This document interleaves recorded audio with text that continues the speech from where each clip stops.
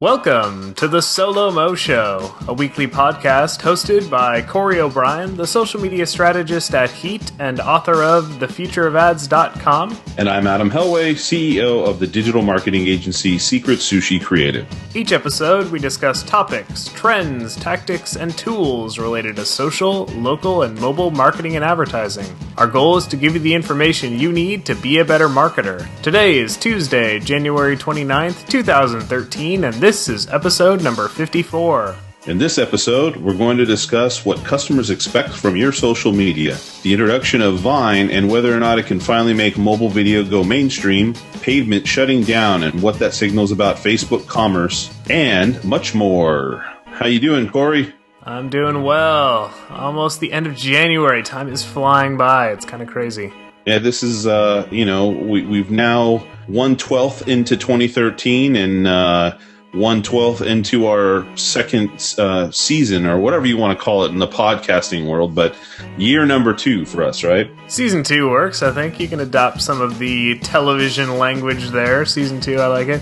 It's funny, actually, I was looking at infographics, and there were a couple of interesting ones that were recapping 2012, and I was like, well, at this point, that data's old. You can't even recap 2012 anymore. We've got to fully embrace 2013. But we found an interesting infographic. It was sort of some new data. I feel like a lot of times we see kind of the same old being rehashed. I know there was, new data that came out that was talking about how Google Plus ranks in relation to Facebook, and it's like, well, we've covered some of that, and maybe the numbers have changed, maybe they haven't. But I thought this infographic that we came across, it's called Power to the People.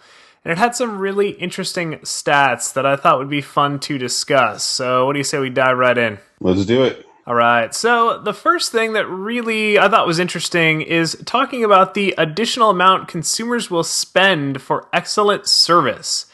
It said the social media user will spend an additional 11% for excellent service, while a non-social media user will spend 21%. But then it said the percentage of people who have abandoned an intended purchase because of bad customer service in the past year, 83% of social media users abandoned a purchase because of bad customer service, while just 49% of non-social media users abandoned it. So put that together, what does it tell me? It tells me, you're not going to win over a social media user with good customer service. That's sort of par for the course. People expect that. But if you don't have good customer service, you're just going to lose somebody that's on social media. If that person goes to social media, they post a complaint on Twitter, they post a question, and they don't get that question responded to, you've basically lost that sale. So it's not just a, maybe they leave, maybe they don't. That is a missed opportunity. If you're not checking those channels, those sales are going away. So I thought that was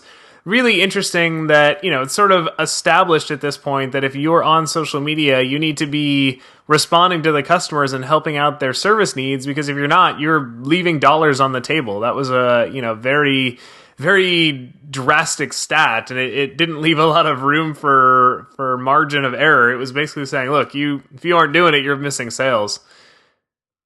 The other thing that was interesting is talking about expectations. So what types of social channels do people actually expect you to have? And it actually said 46% of consumers expect you to have a Facebook page at this point, and only 29% expect you to have a blog. So if you're trying to decide what you should get up and running first, apparently Facebook page is more popular than a blog, and actually more popular than a support forum. By a pretty wide margin. It seems like a pretty clear indicator that people at this point almost expect companies to have a Facebook page and expect them to be active participants. What was your take on that, Adam? Do you think that, Facebook page is sort of a default at this point, or is it something that, hey, if you've got it, great. If you don't, there's other places you can reach the customer? I think it all really depends on the sort of folks who responded to this survey or wherever they got the information from. I think that's important to note who the source was on this particular thing. I think, wasn't it American Express or something like that? But at any case, depending on the type of customer, the go-to place would be the place that they likely are frequenting the most, which would be someplace like Facebook. I think the more social media savvy folks would also rely on Twitter, which some of the other information kind of leans in the way of saying that Facebook is number one and Twitter would be number two in that sense. But I think for the most part, where people think that they can actually make a connection with people and voice their concern, whether it be straight on the wall of that page or, now we've got Facebook messages for brands as well, where on a page you can actually send kind of in essence an email to the inbox of that brand page. I think they rely on that sort of communication dynamic in the same way that they rely on it to actually use Facebook as a communication platform to interact with friends and family as well. Yeah, and it also talked about once a message has been posted, how long will people wait before they expect a response? And actually, 16% of people said they expect a response within 30 minutes. At that point, they're almost treating it like an instant message, which is kind of crazy to me to think that 16% of the people out there, if you don't respond in 30 minutes, they're like, oh, who do these guys think they are holding back on me? Well, and then that goes to like right here where it says 16% expect folks on Facebook to respond within 30 minutes, but double that or close to double that, 30% expect people on Twitter, brands on Twitter to respond within 30 minutes, right? And so the real-time nature of Twitter, I mean, I'll be honest, when I put something on Twitter, I really do honestly believe or do it with the intention that I'm going to get somebody's attention close to immediately. I've done that, for instance, with Comcast and other companies where I've had issues and I put it out there and those that are more savvy about it do respond fairly quickly. What do you think about the difference between Facebook and Twitter in regards to the response time? Yeah, I think sometimes that's the danger of pre-scheduled content, because especially if I see something else get posted and they haven't responded to me, I'm like, oh, well, they're just ignoring me now. If you see you've sent a message to Comcast and then Comcast says, hey, check out this great link and links out to something, and then doesn't get back to the tweet that you sent them, it feels like you were specifically ignored. It doesn't just feel like, oh, they haven't gotten to it yet. So I do definitely feel like Twitter is more immediate than Facebook. Facebook, I give companies the benefit of the doubt. I'm probably in the, same day category. 22% of people said they expect a company to respond to something posted on their Facebook page in the same day. I think that's where I sit. 30 minutes on a Facebook page is a little aggressive, but Twitter, at the same time, I do feel, Twitter is a more immediate type of response, mostly because Twitter has things like mobile applications where a company can monitor that, and as soon as something new comes in, it pops up a notification. So it doesn't feel the same way Facebook feels, where, they've got to actually go and check it and formulate a response. Twitter feels like, hey, when I send this to you, somebody better be getting that push notification and at least starting the wheels in motion to get a response put together. Well, and before we move on to the next thing, let me ask you, I think some people would extrapolate from this that social media users feel entitled, are more picky, or more demanding, all those sorts of things. In comparison to the other users. And that's kind of what some of the data seems to show. Do you agree that could be perceived that way? And what would you say to a business that would use that as an excuse why they might not want to be on the web in a social sense? I think it's a cause and effect issue. I don't think that social media makes people more picky. I think people that are more picky about their companies that they deal with are more likely to use social media to try to get a more immediate response. And so, it's the whole idea of for every one person that talks out, there's 10 other people that have that same feeling. For every person that reaches out on social media, that might represent a much larger issue. And so I think that, yes, the social media customer is going to be more vocal and they're going to expect more from your company, but that doesn't mean that they're alone in those expectations. And so I think the person that needs a little more feedback, a little more involvement with a company is more likely to use social media to get that. But at the same time, it's a shifting trend. So they actually talked a little bit about the generation gap, and it said that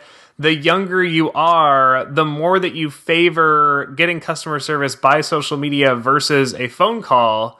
And I put myself in that bucket. I would greatly prefer to just fire off a question or a comment via social media than have to get into a phone tree and deal with, oh, let me transfer you to my manager, and then you get cut off, and you just run this, you feel like you're in a rat race or a maze, and you can't actually get to the right person who can help you out. Versus social media, you sort of put your concern out there and you're like, all right, you guys settle it, and when you've got an answer, get back to me, but I don't need to wait on hold for 30 minutes while you discuss back and forth what you can and can't do to help my problem.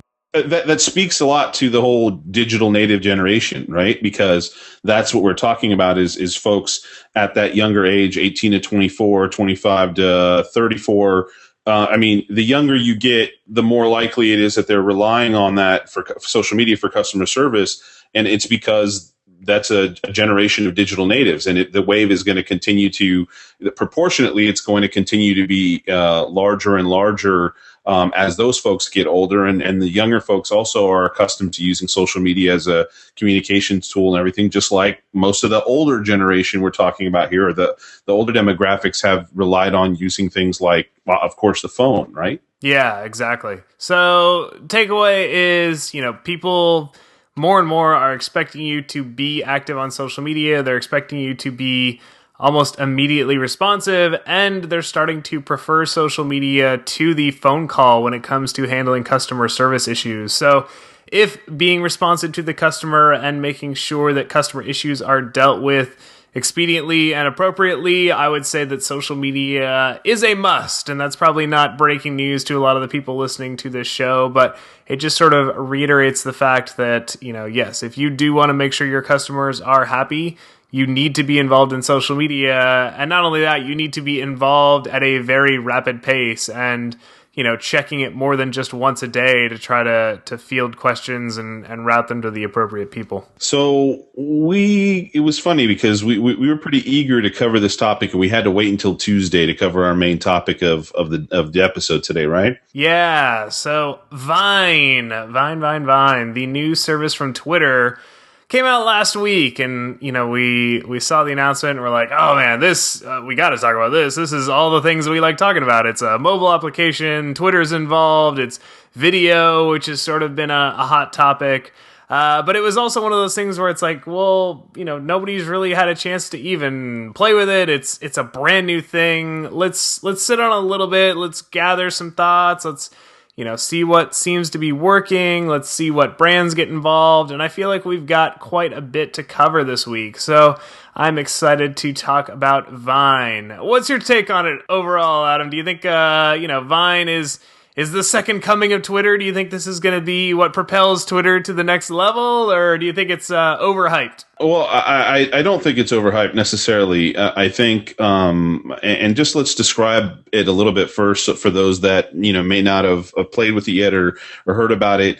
So Vine was a company that was already developing an application, and Twitter went ahead and bought them as they were developing the product and before they had launched it. And so on launch day, it was pretty much announced this integration of this mobile. It's a mobile social network and mobile application that allows you to take 6-second clips of one or more things that you can fit inside that 6 seconds.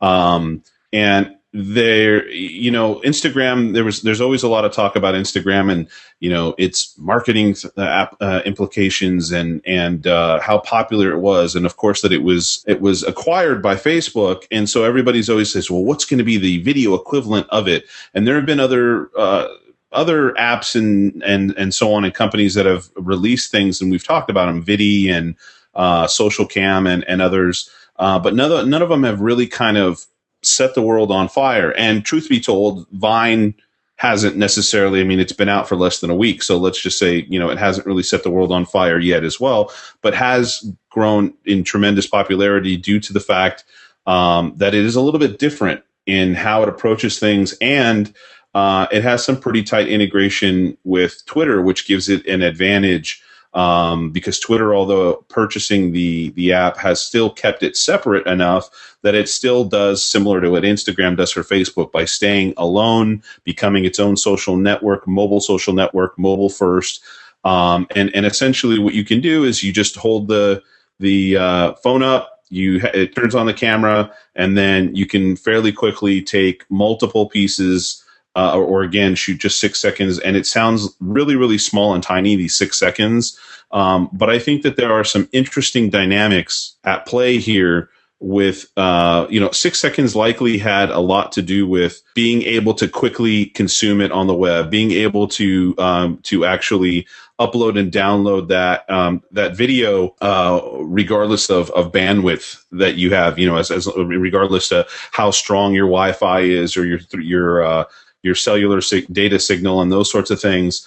And it's very kind of much akin to the restrictions created by 140 characters on Twitter, where everybody was like, well, 140 characters, why would we, how could we possibly do or say anything worth value with only 140 characters? But we saw some really interesting and creative ways of both not only communicating, but marketing using Twitter come out of that sort of limitation. Do you agree, Corey? Yeah. A couple things that I've thought were really interesting. So first off, the 6 seconds is not a maximum. It is a fixed length. Every video has to be exactly 6 seconds. You can't do like 3 seconds and say, okay, I'm done, upload this. So Actually, you can. You can do, I believe, up to either 3 or 4 seconds. Well, you'll see a little checkbox actually pop up at the bottom when it's saying that you've done enough, and then you can hit that checkbox and it'll upload a shorter video as well. Oh, interesting. I did not come across that. I thought it was basically, so when you first load up the app, it does a walkthrough, and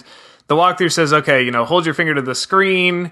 That starts recording the video, and then it encourages you to stop and find a new scene and hold your finger again to record more.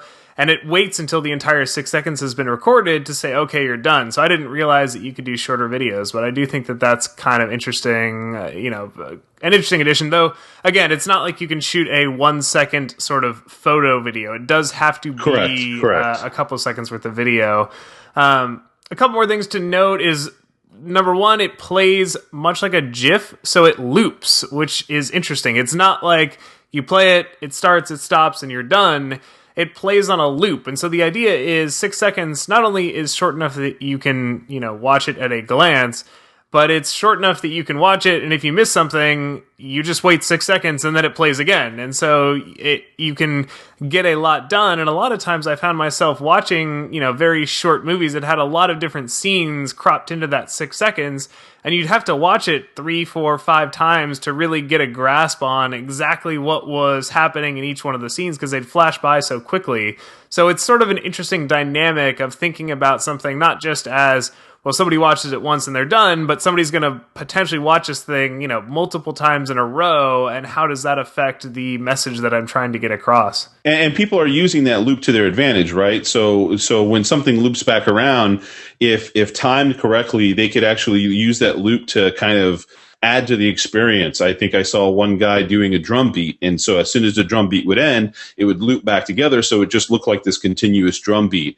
And folks would do things where something would move on to the screen and then would move off, and then it would basically start over, and it would seem like merry-go-round effect or something like that. So people were getting creative and leveraging that the looping aspect of it to their advantage. Yeah, and I think that's one thing that's actually going to separate the brands that really get it and understand Vine and make content that's appropriate for the channel, and those that sort of it feels clunky and off is a brand that can really think in that loop mentality. And it is kind of a very unique way of putting something together. My first video is actually, I've got this little mug that has feet on it, and so I did a little stop motion of this mug on a table, and it's dancing around. And what I was trying to do is consciously think of, okay, where does it start, so that at the end of the video, it ends up back at that start point. And so as it loops, it just looks like it's doing this dance over and over and over again. And much like, in my opinion, a good Instagram is really thought of unique to that platform. It's not like a normal photo. You have to take a photo considering the fact that it's going to be a square crop and it's going to have, some type of filter on top of it. I think that people need to think of Vine videos or Vine content as being specific to that network. It's not just a video. The things that are working well and are popular on Vine already are those that have a very unique feel to them and are kind of creative given the confines of a 6-second video. Yeah, and I'll be honest. The very first time, and by the way, I was trying to make a Vine of us live streaming at the same time as we were doing this. When I first saw it, I said, "This is just crap." I mean, I don't know what your first reaction was. I said, "This is just crap." Why would this be any better than video or social cam and all those things? And it really didn't take long. Honestly, what sold the deal, because what happened is Twitter and Vine both, when they announced it, they put a bunch of Vine videos that they had created or that early users that were testing it out before the launch had created and put onto their blogs announcing the product. And quite honestly, I think they picked terrible examples in comparison to the really awesome creative things that the people who started using Vine that day started putting in play. And so once you grab the app, and you were talking about the walkthrough and how it tells you how to make the how to record the video with your finger and so on, I think also the way that you record, the ease that it does it with the application, the whole way that it kind of onboards you into using the app, that's excellent. And I think that is kind of a thing that stands out for Vine amongst the other folks that were trying to do this. And then ultimately, when you see the sort of creativity that comes from the folks that only have up to 6 seconds to create videos, you very, very quickly see that this has the potential for people who are thinking creatively and are experimenting, as we like to, always recommend folks do, that it actually is pretty incredible when put in the hands of somebody who's just going to do more than, I don't know, take video of them, walking down the sidewalk and the trees that are blowing by. Some people are going to be interested in that. But just like with, say, even Instagram, which is just one photo, if you get creative with that, I think this, in a way, just kind of steps it up a game and says, how can you get creative with just this additional extra time that you have and this additional tool? The other differentiator really quickly for Vine as well is, and I think Instagram is going to probably take note of this, is that it does use hashtags just like Instagram does. So with Vine, when you end up putting up a video, you just use a hashtag.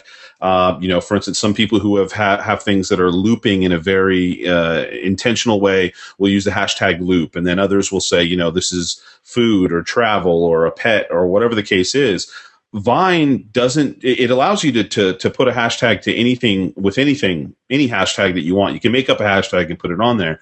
But they actually have a section in there that contains almost like what I would consider communities based on hashtags, their most popular hashtags. So they have a hashtag called I Love NYC, I think, or something. They have another one called food, travel. The ones I was just talking about were all pretty much designated by Vine directly in the application. And I think that the interesting part about that is that does two things. One, they have made it easier for folks to discover content that's appropriate to those hashtags. And those hashtags will likely become the most popular hashtags because people knowing that they're there will be more apt to try to create content for those hashtags. And Vine themselves can actually change the hashtags, I'm sure, in the future. They could say, look, we'll take off the I Love NYC and we'll put something else up there. The other thing is it trains folks who are new to using hashtags, maybe folks who haven't leveraged hashtags on Instagram or haven't even used Instagram ever. It actually trains them immediately to understand why there is a hashtag and what it's meant to do and how it facilitates discovery on the application. And so I think it's actually very interesting, and it's something that Instagram could very soon do on their network as well by creating these communities based on hashtags. What do you think, Corey? I disagree with that only because it feels like it's a early adopter benefit. So right now, the only people using Vine are really heavy social media users, clever, kind of artistic folks. It's people that are experimenting with it, and they're really putting a lot of care into the videos that they create. But I don't know about you, when I browse the Instagram popular feed, it's like the craziest stuff. Some of that thing, I look through there and I'm like, how does this get 20,000 likes? It's obviously not made in Instagram. It's just like a quote in block letters put over top of some sort of like pink background, and 20,000 people liked that. I can only imagine what would happen if those same people that have already kind of gamed the Instagram system got a hold of the Vine category and hashtag system and started posting a bunch of like random content and just hashtagging it with these things to drop it into those categories. So I think it works now, but I don't know. 6 months from now, I do not see those kind of predetermined categories working well unless it's kind of what Vimeo has done where the editor's picks are selected by category. So food isn't just, well, here's the 10 latest Vine videos that included hashtag food, but rather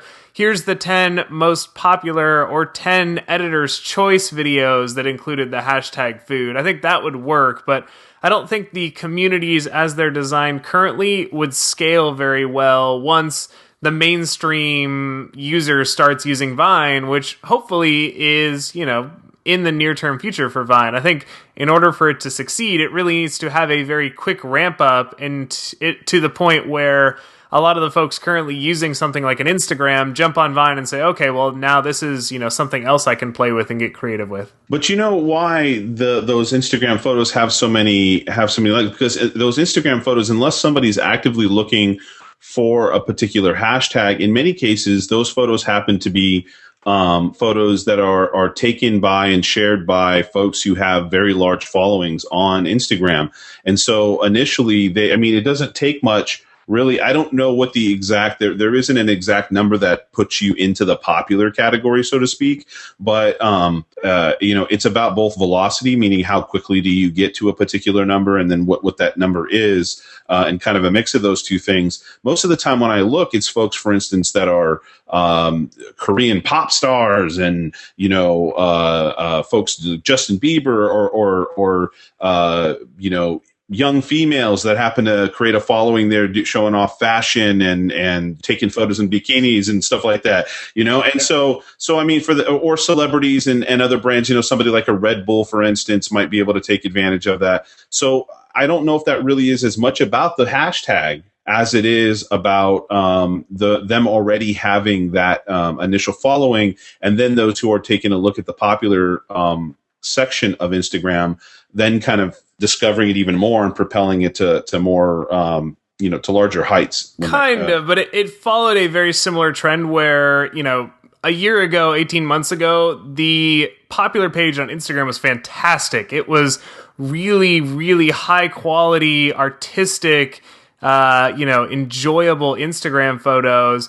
And as the mainstream user came into the Instagram network, the popular page just became more and more, random crap posted by somebody that already has a big network and just brought that network to Instagram. And now they like anything that person puts on there, regardless of how interesting or unique it is. And so I think my point is just saying that I imagine a similar thing will happen with Vine, where right now the stuff that you find in the editor's picks and inside of these hashtags is interesting because the people that are there to be creative, and it's not just, I happen to have 100,000 people that will like anything that I do because I'm also, a musician or a fashion model or something like that. So just having watched the evolution of the Instagram popular page, my guess is that Vine will follow a very similar trajectory, but I would love to be wrong. I would love for the hashtag communities to remain relevant. I just don't have high hopes that will actually be the case. Well, you were talking about how some folks are starting to use it creatively, and I'd like to talk about how some just individuals have been using it creatively, but additionally, there's been quite a number of brands that have jumped on board. I mean, I saw some posts out there that were showing the 2 or 3 or 4 brands out there, and then suddenly I was discovering many brands that had started jumping on and experimenting with at least one video. What are some of the most creative ways that you've seen users using the app? There was a user that created, I think he called it the world's first Vine. What was it called? It was a webinar, wasn't it? Webinar, exactly. It was Cowboy Todd telling you the ROI of social media and Vine. It was basically like a little, ROI formula you can use. And obviously, the production value pretty low. It was just a cardboard cutout in front of a whiteboard. But It was clever. I thought that the concept of explaining something like ROI in a 6-second video is more entertaining than trying to explain that in 140 characters or, a static image. I thought that that was kind of creative. The brands that are food or consumable goods have done a lot with just showing, here's an unopened package. Okay, now it's open. Now there's a bite taken out. Now half of it's gone. Now the whole thing's gone. And here's our package, kind of crumpled up and thrown in the garbage. The evolution of the product from beginning to end as told in a 6-second video. I thought that was pretty clever as well. And it was just nice to see a lot of brands really embrace it early on and not be afraid to put something out there and say, this isn't like amazing, but here it is, and it's fun, and we're testing it out. It wasn't like, oh, well, now Vine exists, let's put together a brief and put a team on it, and 3 months from now we'll debut our first Vine video. It was just like, oh, well, we're a gum brand. Let's go around the office, videotape 6 seconds of people chewing gum and post that and just see what people respond to it. I thought the experimental nature of a lot of the early adopter brands was really encouraging and, definitely nice to see brands not wait for best practices to get established, but really to jump in and say, hey, let's establish those. Let's get out ahead of this wave and say, this is how we think Vine could or should be used. Yeah, and so some of the brands that I've discovered that have been out there, and I think you've seen most of them as well, Corey, have been, for instance, General Electric has been on there, and they've experimented with a couple different videos. Most of them, I think, for the most part, are what I would consider on brand. I think there was one where they had a General Electric logo getting sketched out onto with pen onto a piece of paper in kind of stop motion-y sort of style or time lapse style. There was others where it showed them taking a piece of General Electric stationery, and these little robots were in stop motion again, kind of participating and folding it into a paper airplane, and then throwing it off the desk. One of the things that is going to be challenging is trying to figure out exactly how you create more than one of these things. How do you create an ongoing story or make a lot of different types of content? So, it's easy to say, okay, I've got this app in front of me. I need to make a video. You make, the product shot, somebody using our product. Well, that's fun. But how do you keep content ongoing for, 6 months at a time, a year from now? How are you still going to make fresh content? I think that's one of the challenges that I see brands facing is sort of remaining relevant and not just having, anybody can make one great video and they've got an existing idea that's been floating around and they say, okay, well, Vine's out now. Let's execute that idea through a Vine video.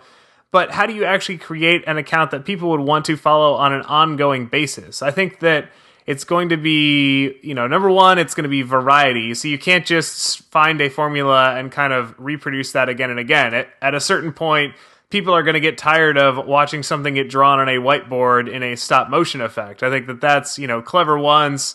Maybe it's entertaining twice, but the third time you're like, all right, I'm over it. I don't want to watch this anymore. So varying the content, I think, experimenting with different styles of storytelling. So maybe one time it's an entire video that doesn't cut. It's just 6 seconds of, an action or one continuous take.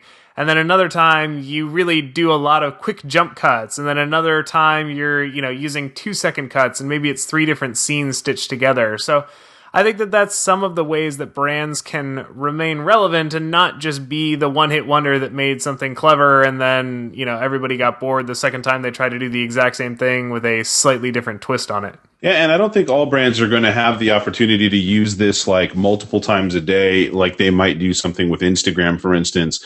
I think it'll be a little bit harder. I think you talked about a few different styles, and we'll link to a few posts that show actually a few of the brands and stuff. And now that I've been able to pull it up, there were a number of videos that were made by Urban Outfitters, and for the most part, those videos were kind of showcasing products that they had available. So think they had something, for instance, for like a outdoor vest for a dog or something like that, and so they were showing a dog sporting that.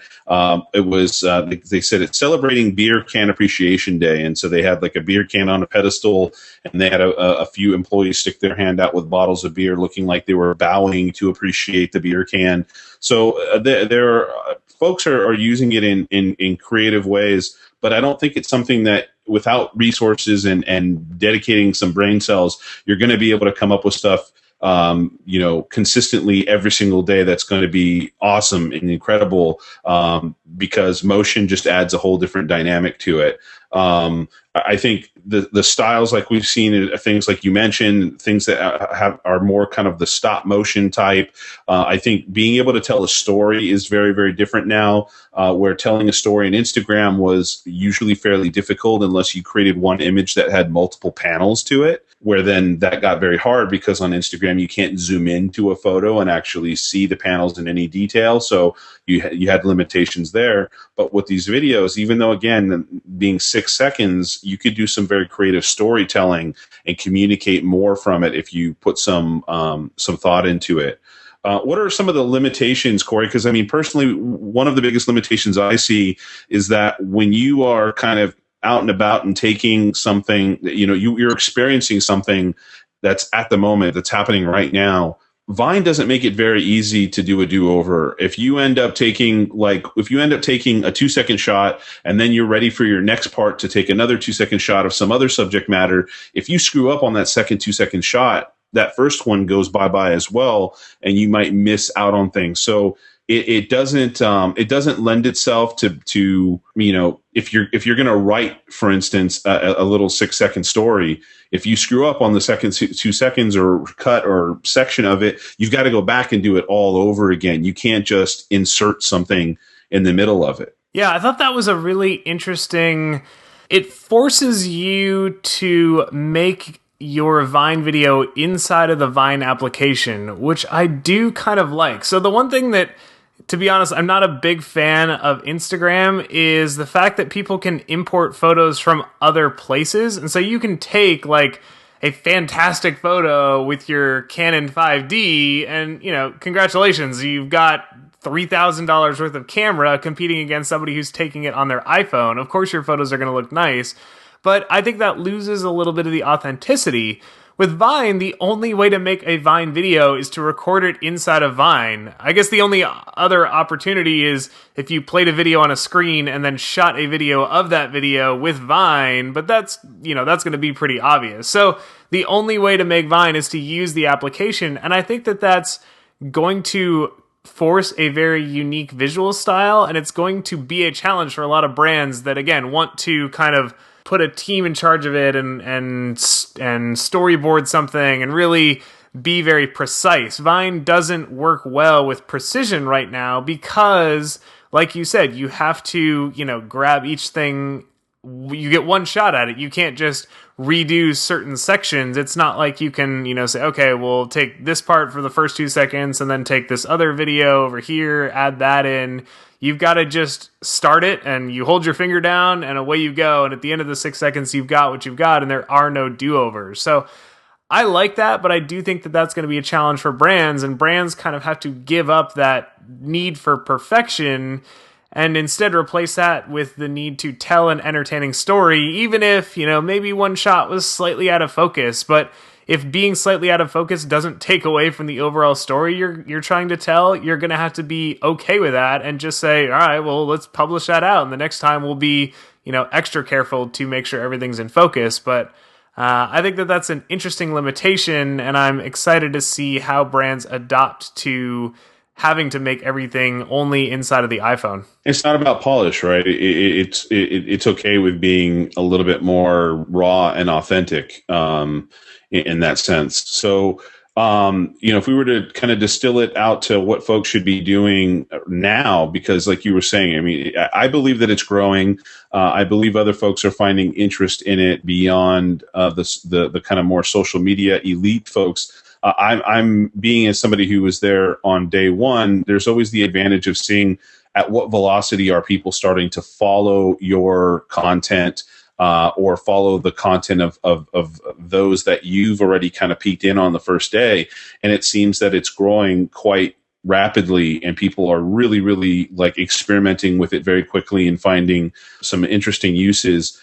What do you think should be the next steps for those that are listening and they want to dive in and use it? I would say the first thing to do would be to take a look at the editor's picks. So Vine right now is trying to actively go out and find content that it thinks uses the platform to the best of its ability. So the editor's picks are a great place to go to find unique uses of Vine, unique ways of telling stories. So browse through that, see what you like. And then the second thing to do would be to follow accounts. So I would set the bar at 10. Find 10 accounts to follow. And the editor's pick section is going to be a great way to find accounts that are already using Vine in clever ways. So look through the editor's picks, find videos that you like, and then follow the account of the person that made that video, because they're more likely to also be creating new and unique videos and styles of videos that you might be able to incorporate into your own videos. Once you've got that, the other thing that I found myself, forcing myself to do as well is put Vine on the first page of your applications. Don't hide it in the back of your iPhone. The key to Vine is to check it regularly, have it top of mind when you see something and you're like, oh, I want to share that. Do I take a photo of it? Do I tweet about it? Put it on the first page of your phone so that you see it and you're more likely to interact with it. I think that even though it's a very small change, putting it right in front of you means that you're more likely to use it, you're more likely to check it, and just get used to the Vine aesthetics, the look and feel of a high-quality Vine video. Yeah, and in a couple other tips that I kind of realized as I was going through things. One is if, there are some folks that have taken Vines that look very much like they are across a large span of time. So, for instance, I think I've seen some folks that have shown themselves traveling. They say LA to New York, and it shows as they go to the LA airport, then it shows that they're on the plane, and then it shows that they're at the New York airport or something like that. Well, in order to do that, again, you can't go back and edit a Vine. You can't, stitch it together from other things. And what I realized is that with the Vine app, it does support what they call kind of fast app switching and the ability for the app to freeze when you move to another application on your phone, because currently it's only available for iOS. So that for iPod touches and you could stretch it out for the iPad and then of course the iPhone. And so if you were to do a first part of a Vine, you could actually switch to a different application and use your phone and all that stuff, and then come back to opening Vine, and it would still have the rest of the timeline available for you to record. And so you wouldn't be able to create any Vines in the meantime because you could only use that one at that given time. But you could do something that would be maybe a little bit more creative and span a larger period of time. The other thing as well is I would recommend not only just following, folks, but I don't think you mentioned this, Corey, but following some brands. And when you follow some brands, I had noticed that there were a number of other accounts that were on there, for instance, for Nike. And I was trying to figure out which was the official Nike account. And I found out the easiest way to tell, because sometimes their accounts aren't labeled, or the language in the profiles, because there are profiles on there, are not labeled as easily to identify as you'd like, is because most of those accounts are created through Twitter accounts. You can create a Vine account by itself. You don't have to do it through a Twitter account. But in most cases, people are just basically using their Twitter credentials to sign up, and it pulls the profiles from Twitter, including the profile image, over to the Vine account. So if you really want to check and make sure that you're following the official Nike or Gap or GE or whoever, just to, make sure that you're not following somebody who's tried to squat on a name or some derivative of the name, go over to Twitter real quick and just make sure that the profiles actually match exactly. And I found that as an easy way for me to authenticate essentially who the brands were, and to make sure that I was following the official Twitter accounts, or Vine accounts, as you would say. And so finally, make your first video, experiment with it. Like I said before, don't get caught up in the everything's got to be perfect. I've got to, practice this thing and storyboard it out and get the lighting right. Just make a video, put it out there and say, hey, this is a test video. What do you think? I'm going to be making more, but I think actually creating a Vine, you learn a lot of lessons. I myself learned a lot about making a good Vine. One of which, a quick little tip, is make sure your phone is focused before you hit the shoot button. I found myself, I would be recording and I would watch it as it like blurred and then sharpened in as it was trying to focus, and I'm recording as it's doing that, and you get this little like blurry blip, and it drove me crazy. So before you hit the record button, like, hold your phone nice and steady and make sure that it is locked on to what you want to focus on. Otherwise, you're going to get this weird, like, fuzzy section in the middle of your Vine video. So, all those things you'll learn as you make it.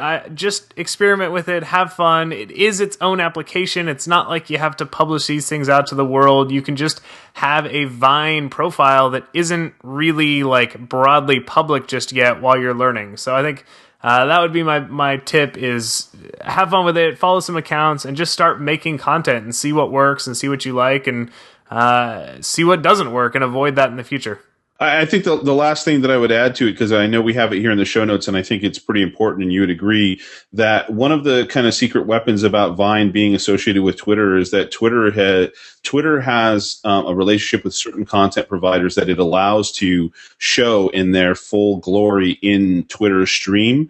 And Vine happens to be the newest one. So within Twitter itself, you can actually see full Vine videos inside the Twitter stream. But additionally, if you'd like to add a Vine isn't only mobile. If you'd like to add a Vine to your, for instance, your website or your blog, or you want to do a Vine contest or whatever the case is, you can actually display those on the web by going and finding those Vines on Twitter and actually embedding the tweet, because Twitter has, and we talked about this, I think, maybe last time or one of our previous episodes, about how I think last episode we might have discussed that Twitter had made tweets embedding tweets much easier and a little bit more of a rich experience. And so that follows through in being able to embed a Vine. You're essentially embedding a tweet that happens to include a Vine, and you can put one or more of those on a website or a blog post if you want to share it with the folks that are, bumping into you on the web instead of only on mobile platforms. Yeah, good stuff. All right, Vine. I think it's going to be interesting. I think it actually has a chance. This is the first mobile video app that I would say has a shot at going mainstream. So definitely something worthy of checking out and participating in, because I don't think it's going to be one of those things that 2 months down the road we say, well, that was interesting while it lasted. I think that it's got the backing of Twitter. It's got some staying power, so it is worth keeping up with and experimenting with. So what time is it, Corey? It is lightning round time. That's very, very soft thunder after the lightning. So we got 3 topics this time. It's been a while since we have 3 topics, or we have 4 topics. We have 3 topics. 3 topics indeed. And the first one is Facebook's Ask Our Chief Privacy Officer, and 60 seconds on the clock. You want to dive into this one, or you want me to take it? I'll go for the second one. You go for the first one. All right. 60 seconds on the clock. Ready and go. So, Facebook created what's basically a Reddit-style AMA for their Chief Privacy Officer. And this follows closely on the heels of removing policy voting. So it used to be when Facebook wanted to make a privacy policy change, they'd put it up to a vote for the community, who could then vote yay or nay. But it turns out, despite a bunch of people complaining about privacy, nobody actually turned out to vote on it. So they said, hey, we tried this thing, nobody actually voted, so privacy voting's out. They've replaced it with Ask Our Chief Privacy Officer. It's going to be essentially a series of Q&As. It's, they're trying to be more proactive. Privacy is certainly a concern of Facebook. They've got a, interesting little like privacy quick access area of Facebook's site now. I don't know if a lot of people will use it, but it's interesting to see them at least continue to try to find new ways of making sure private data is available to all. All right, Adam, what's your take on Facebook's Ask Our Chief Privacy Officer? Ready and go. I think it's interesting how they're trying to make it a little bit more personable, adding a person. I mean, they're putting the face of their privacy officer. This person has the possibility of becoming one of the most hated folks on Facebook, for instance, in the potentially. But at any rate, I think it's interesting. The thing that I'm a little not so cool about is the fact that really they're doing it kind of like on regular intervals, and it looks like it might be monthly. And with that said, depending on how much they cover, it could be not enough, not frequently enough, so to speak. And so I don't know. I think the policy thing wasn't that great. I myself completely missed it when it came through. So we'll see how this fits in its place. All right, you've got 10 seconds to go, so you have saved us from the lightning round sound, but that puts you on the hot seat for story number 2, so I will let you dive right into Pavement. All right, ready and go. So Pavement was a company. It was one of the first companies that was providing a platform for creating essentially an e-commerce store within Facebook. So there was all this previous discussion. We're talking probably a couple years ago about this F-commerce, about Facebook is the coolest place, and F-commerce is different than e-commerce. It's a place where there's discovery, but also purchases happening right directly within Facebook. And I was on the panel. I actually was a moderator of a panel where the folks from Pavement were there, and kind of the gist that I got was, it's really hard to make people want to buy things via Facebook versus simply use it as a discovery place, as a place to discover content from other folks. And I agree with them on that, or I agree with the folks that were saying that. And Pavement currently looks like it's going out of business, and it's passing all of its F-commerce platforms customers onto another company and kind of diving out of the business of creating these. So I think it seems to be somewhat of a signal that Facebook really is not a place for commerce to happen directly on the platform. All right, 60 seconds on the clock, ready and go. I would agree with that. This caught me off guard, actually, to be honest. I was never a proponent of Facebook commerce, but at the same time, Pavement, I believe, had 200,000 customers. That's a pretty strong number. That's, not nothing. So I thought they weren't going to be the smashing success, but I thought they were at least going to make a business out of it. And if you were a company that wanted to have a Facebook store, at least Pavement was the go-to. And they sold off all their customers to this other company. That whole part feels a little shady to me. I'm like, what's going on? I think this basically signals the death of Facebook commerce. You look at, if anything had a chance, it was Pavement. The one thing that could replace it is if Facebook actually made their own store infrastructure and offered that out, something that has the backing of Facebook. And looking at some of the things Facebook's doing with collections, that could potentially create a store-type atmosphere, but put a nail in the coffin of Facebook commerce for now, because I think Pavement shutting down just means it's dead. Yeah, I agree with you. And I want to clarify, I think we both agree that Facebook driving commerce is different than having people purchase on Facebook. So I think we would both say that Facebook driving commerce is not dead. It's just buying things directly on Facebook, that is. Yes, good point of clarification. All right, 60 seconds on the clock for our last lightning round topic of the day. Ready and go.